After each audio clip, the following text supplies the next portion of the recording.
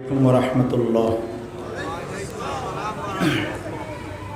नहमदुहु व नुसल्ली अला रसूलिहिल करीम अम्मा बाद फ़अऊज़ु बिल्लाहि मिनश शैतानिर रजीम बिस्मिल्लाहिर रहमानिर रहीम वअब्दुद रब्बका हत्ता यअतियकल यकीन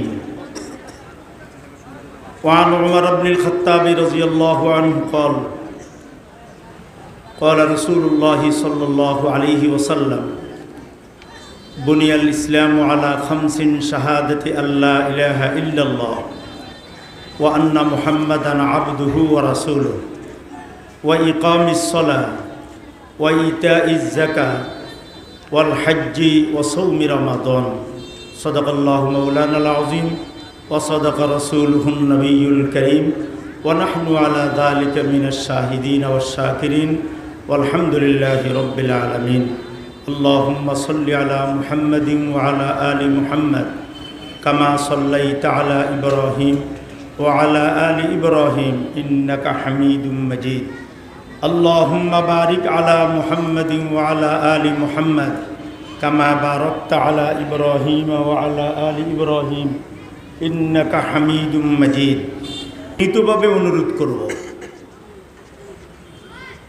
কেউ যদি মানুষকে ইজ্জত করে, সম্মান করে, আল্লাহ খুশি হয়ে যান। আজকে পুরা বাংলাদেশের মুরব্বি, ধর্মীয় লাইনে, রাজনৈতিক লাইনে মুরব্বি আসছেন, ওনার সম্মান রক্ষার্থে এই ঐতিহ্যবাহী বদলকোট বাজারের ব্যবসায়ীদেরকে অনুরোধ করব, সর্বোচ্চ 2 ঘন্টা হবে, 1.5-2 ঘন্টার জন্য দোকানগুলো বন্ধ রাখলে আল্লাহ আপনাদেরকে বরকত দান করবেন। চরমনাইয়ের পীর সাহেব রাহিমাহুল্লাহের তুলনামূলক কদম বদলকোটে বেশি পড়ছে। আমরা হযরতের বয়ান বেশি শুনছি বদলকোটে। বড় আল্লাহওয়ালাদের জমিন। হযরত মাওলানা মৌলভী আব্দুলাই হাফিজাহুল্লাহ, আল্লামা হাবিবুল্লাহ মিসবাহ রাহিমাহুল্লাহ, ওনাদের কদম বহু পড়ছে। এই জন্য আমি আবারও অনুরোধ করব, আশপাশে ঘুরাঘুরি না করে একটু প্যান্ডেলে চলে আসে। কোরআনুল কারীমের একটি আয়াত আর একটা হাদিস পাঠ করছি। আসলে আমরা এই মুহূর্তে বয়ান করা, এটা খোদ আলোচকেও পছন্দ করে না, আর আপনারাও পছন্দ করেন না। কারণ বড়রা চলে আসলে ছোটদের কথার দাম কম, যত দামি কথাই বলো মূল্যায়ন হয় কম, এটাই হলো স্বাভাবিক। তো পরিবেশ রক্ষার্থে, আনুষ্ঠানিকতা বজায়ের জন্য কিছু কাজ করা লাগে, আগে পরে হয়। এটা মাহফিলকে শ্রদ্ধা রেখেই করা হয়। কোরআনুল কারীমের একটি আয়াত, একটা হাদিস পাঠ করছি। আল্লাহ যদি চান কয়েক মিনিটের ভিতরে, মোবাইলটা দিয়ে গেছে আমরা টাইম দেখার জন্য, একটা গলি দেখবে এখানে কি সুন্দর করে, এত বড় এলাকা, একটা গলি 100 টাকা লাগে একটা গলি কিনতে। হাসবুনাল্লাহ। কোরআনুল কারীমের আয়াত আর হাদিসটার আমি সরল অর্থ করে দিচ্ছি, অনুবাদ করছি। অনুবাদ, কোরআনুল কারীমের আয়াতের অনুবাদ হলো, আল্লাহর হাবিবকে সম্বোধন করে বলতেছেন, লক্ষ্য করে বলতেছেন, ওয়াবুদ রব্বাকা, আপনি আপনার রবের ইবাদত করুন। কার ইবাদত? আপনি আপনার রবের ইবাদত করুন, রবের। এটাকে বলা হয় দাওয়া মা'আদ দলিল। দাবিও আছে, দলিলও আছে। এখানে আল্লাহর দাবি হইল ইবাদত করো, দলিল হইল তোমার রব। প্রশ্ন করতে পারেন, কেন আল্লাহর ইবাদত করব? আল্লাহ সাথে সাথে দলিল দিয়ে দিয়েছেন রব্বাকা, যাত্রার ইবাদত করার জন্য বলছি না তোমাকে, অযৌক্তিক তোমার কাছে ইবাদত চাওয়া হয় নাই। আমি যে তোমার রব, এজন্য আপনি আমার ইবাদত করুন। বলেন আমাদের সকলের রবকে রবের অর্থ প্রতিপালক দি করা হয়। 100 অনুবাদ হয় না। এটা মনে রাখবেন, এক ভাষার অনুবাদে আরেক ভাষাকে পুরা নিয়ন্ত্রণ করতে পারে না। বুঝে নিয়েন, একটা উসুলি কথা বলতেছি। অনুবাদে আরেকটা ভাষাকে 100 ব্যক্ত করতে পারে না।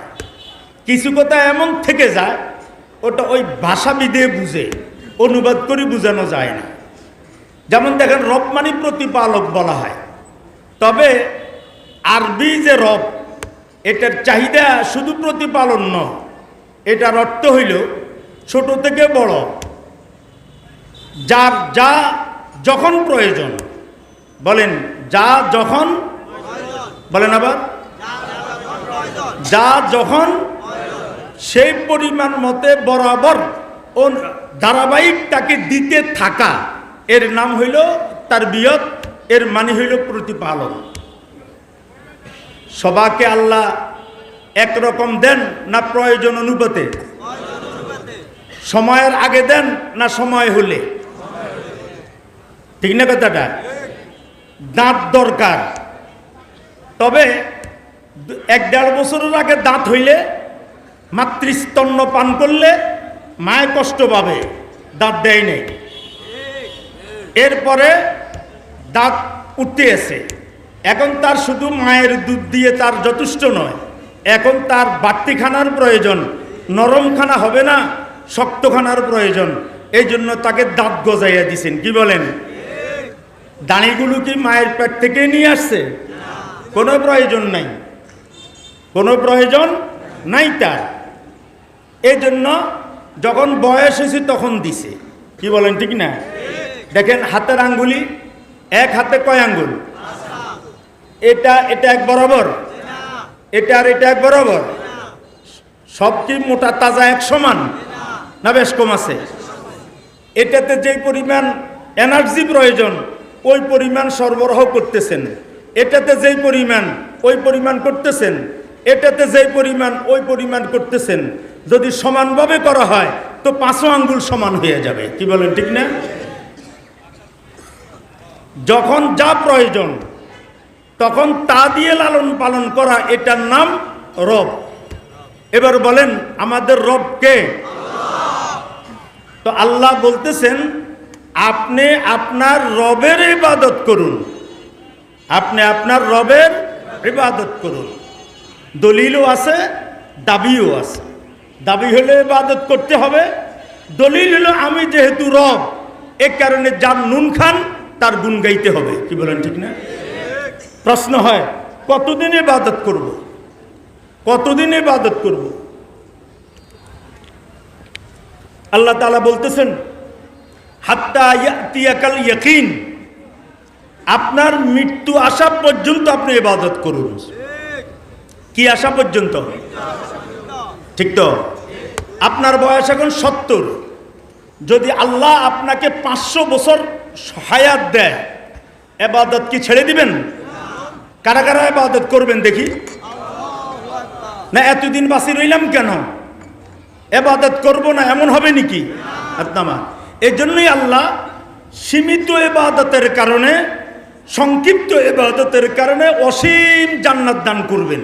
যে জান্নাতের শুরু আছে, কারণ আমরা যে গোলামি শুরু করছি, আমাদেরকে আল্লাহ যদি 5000 বছর হায়াত দান করে, আমরা কোনোদিন নামাজের উপর বিরক্ত হব না, কোরআনুল কারীমের তেলাওয়াতের উপর বিরক্ত হব না, কখনো আমরা নামাজ রোজা হজ যাকাত ছেড়ে দিব না। আল্লাহ যদি 1,00,000 বছর আমাদেরকে বাঁচান তো 1,00,000 বছর আমরা ইবাদত করব। যার কারণে আল্লাহ এই অসীম ইবাদতের কারণে আল্লাহ সসীম জান্নাত দান করবেন। হিন্দু বৌদ্ধ খ্রিস্টান এরা 60 বছর 70 বছর 50 বছরে মারা যায়। যদি কোনো একটা বৌদ্ধকে বলা হয় এ বৌদ্ধ আর হিন্দু, তোকে যদি 500 বছর যদি সময় দেওয়া হয় তুই কি দেবদেবীর পূজা ছাড়ি দিবি? সে বলবে না না না, 1 কোটি বছর আমাকে বাঁচাইলেও আমি 1 কোটি বছর আমি দেবদেবীর পূজা করব। কি বলেন, করবি কি করবে না? এই জন্য দেখা যায় গুনাহ আর বেঈমানি সীমিত, আসলে কিন্তু তার আকাঙ্ক্ষা সীমিত নয়। এই জন্য আল্লাহ এই অসীম জগতের অসীম গুনার কারণে, বেঈমানের কারণে আল্লাহ তাকে একদম চিরস্থায়ী কি করবেন? জাহান্নাম দিবেন। চিরস্থায়ী কি দিবেন বলেন? জাহান্নাম দিবেন। তাহলে আমাদেরকে ইবাদত করার জন্য আল্লাহ কতদিন পর্যন্ত মেয়াদ দিছেন?